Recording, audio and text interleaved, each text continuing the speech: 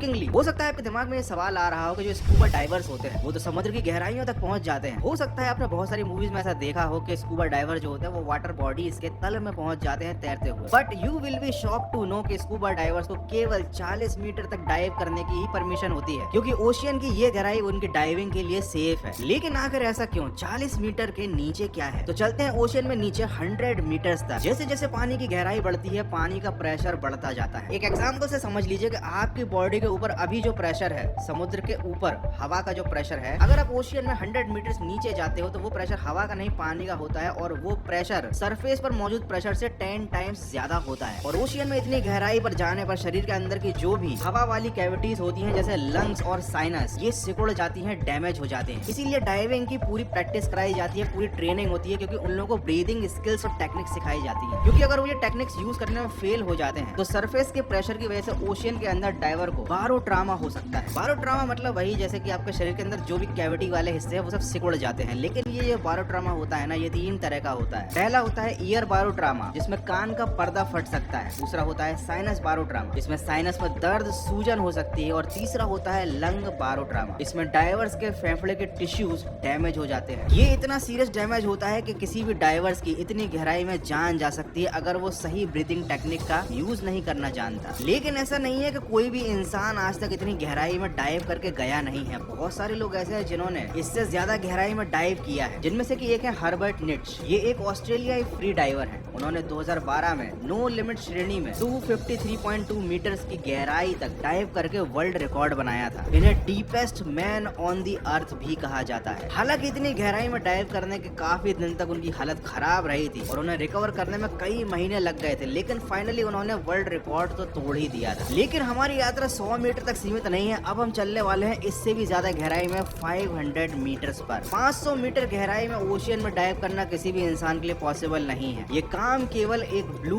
Whale कर सकती है, लेकिन वो भी 500 मीटर से ज्यादा नीचे नहीं जाती। और इंसान की बनाई कोई भी एडवांस सबमरीन भी 500 मीटर से नीचे जाती ही नहीं है, क्योंकि वहाँ पर प्रेशर ही इतना ज्यादा होता है। यहाँ पर लाइट बिल्कुल ना के बराबर होती है। और ओशियन की ये गहराई मेसोपेलाजिक जोन का एक हिस्सा होती है, जिसे ट्वाइलाइट जोन भी कहा जाता है। 500 मीटर्स की गहराई पर जो प्रेशर होता है वो सरफेस प्रेशर का 50 गुना होता है। और ये प्रेशर इतना ज्यादा होता है कि किसी भी बड़ी से बड़ी मेटल बॉडी को यूं निचोड़ कर रखते हैं। आपको वो टाइटन सबमरीन वाला किस्सा तो याद ही होगा, जहाँ पर टाइटैनिक के अवशेष को देखने के लिए कुछ लोग टाइटन सबमरीन में बैठकर गए थे 18,000 फीट की गहराई पर। उनकी सबमरीन में कुछ फॉल्ट आ गया था और वो सबमरीन के चिथड़े उड़ गए थे। वहाँ पर मरने वाले लोगों के टुकड़े तक नहीं मिले, लेकिन वो पहुंच गए थे 18,000 फीट की गहराई पर, और इसीलिए उन लोगों का इतना बुरा हश्र हुआ था। चलिए समझते हैं कि समुद्र की जो गहराई होती है उसको किन जोन्स में बांटा गया है। सबसे पहला जोन होता है फोटिक जोन, यहाँ पर सूरज की रोशनी पहुंच जाती है, और ये जोन ओशन की गहराई में 200 मीटर तक रहता है। यहाँ पर सूरज की रोशनी पहुंच जाती है, इसलिए यहाँ पर फोटोसिंथेसिस पॉसिबल होता है, और इसीलिए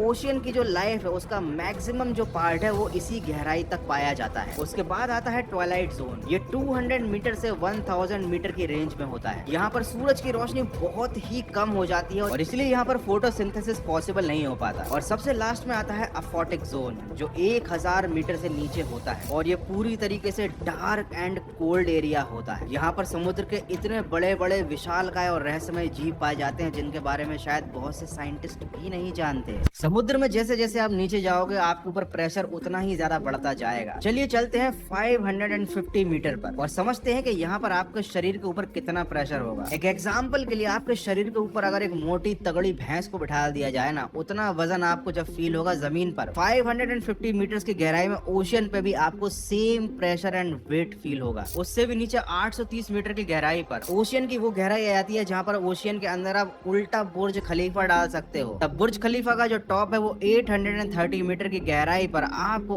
ओशियन में मिल जाएगा। और यहाँ से शुरू होता है ओशियन का स्कैरी जोन। ये कम्प्लीटली डार्क एंड कोल्ड होता है और यहाँ पर पाए जाते हैं जायंट स्क्विड। यहाँ पर पानी का दबाव सतह के मुकाबले 100 गुना अधिक होता है। अब आप सोच रहे हो गौरव भाई अपन समुद्र में इतने नीचे आ गए लेकिन अभी तक टाइटैनिक के अवशेष नहीं मिले। तो ये टाइटैनिक का जो मलबा था ना वो कुछ ज्यादा ही नीचे जा चुका है। वहाँ तक पहुँचने में अभी हमें थोड़ा टाइम लगेगा। थोड़ा सा और गहराई पर चलते हैं ओशियन में 1280 मीटर्स की डेप्थ में। यहाँ पर आपको देखने को मिलेगा लेदर बैक सी टर्टल। ये दुनिया का सबसे बड़ा कछुआ है जो 2 मीटर से भी बड़ा होता है और इसका वजन 750 किलो से भी ज्यादा होता है। और इसकी एक आंख जो होती है ना वो आपके खाने की कटोरी से भी ज्यादा बड़ी होती है। और लिटरली इसकी जो शीट होती है वो इतनी मजबूत होती है कि आप अंदाजा भी नहीं लगा सकते। इमेजिन करो इतनी गहराई पर ये इतना प्रेशर झेलकर भी जिंदा है, तो इसकी बॉडी कितनी ज्यादा मजबूत होगी। मतलब ये ह्यूमंस के द्वारा बनाई गई एडवांस सबमरीन से भी ज्यादा मजबूत बॉडी लेकर पानी में तैरता है। इससे ज्यादा जगहों पर तो ये इतना गहरा हो जाता है जिसकी गहराई का अंदाजा लगाना काफी ज्यादा मुश्किल है। हमें नहीं पता है समुद्र के अंदर कितने गहरे राज छुपे हो सकता है इसके अंदर एलियंस छुपे हुए हो सकता है बहुत सारे यहाँ पर हिडन सिविलाइजेशन छुपी हुई हो जो हमसे भी ज्यादा एडवांस हो। एनीवे फ्यूचर में अगर टेक्नोलॉजी डेवलप होती तो इस सवाल का जवाब भी मिल जाएगा। लेकिन सच्चाई तो ये कि इंसान ने अभी तक ओशन का केवल 5% ही देखा है। लेकिन अगर आपने ये वीडियो 100% देखा है तो आई एम श्योर आपको वीडियो और इसमें दी गई इन्फॉर्मेशन अच्छी लगी होगी। अगर ऐसा वीडियो लाइक कर देना, नहीं तो सब्सक्राइब कर देना।